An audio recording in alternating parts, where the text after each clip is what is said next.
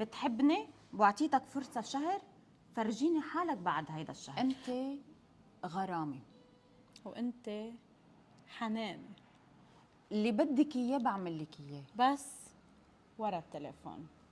ما حيشوفوا بعض. قد ايه هالقد التليفون هالقد نقدر نخبي كل شيء، نقدر نحس وما نحس بكل شيء، بالحلال وحتى او بالحرام. شو هالمشكله فرح اللي عم بتصير هلا؟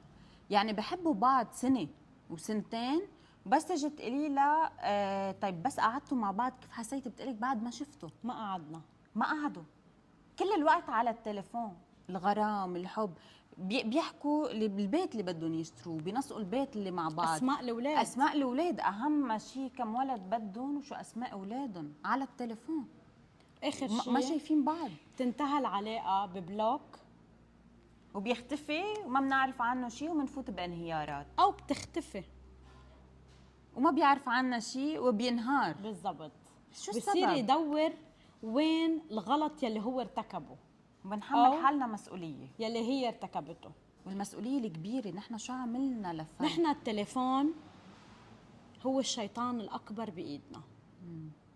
يا أما نحن نعرف كيف نرد على هيدي العلاقات، كيف نرد على هدول المساجات، أو كيف نفوت معهم بحياة وهمية. وهمية ما حتتحول بالضبط. واقع. طالما مبلش وهم ما حيصير في شيء واقع منه. والحل أنا برأيي إنه البنت أو الشاب بدهم يحطوا حدود بأول العلاقة.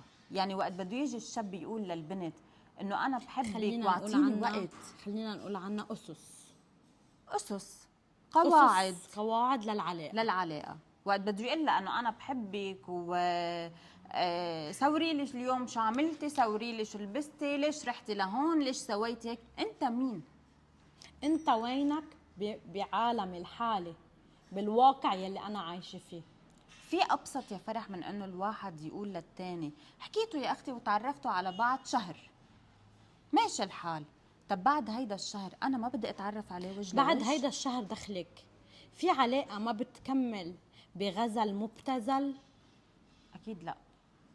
او علاقه من وراها بده يوصل لمحل، او بدها توصل لمحل هي ناقصها بحياتها او هو ناقصه بحياته، بدوروا عليه بالعلاقه الوهميه يلي على هي التليفون. على وسائل التواصل الاجتماعي الوهميه. الحل الوحيد بالنسبة إلي، اي علاقه بدها تبلش، اسمعوا، إن كان شباب ولا إن كان بنات، بينحط لها قواعد.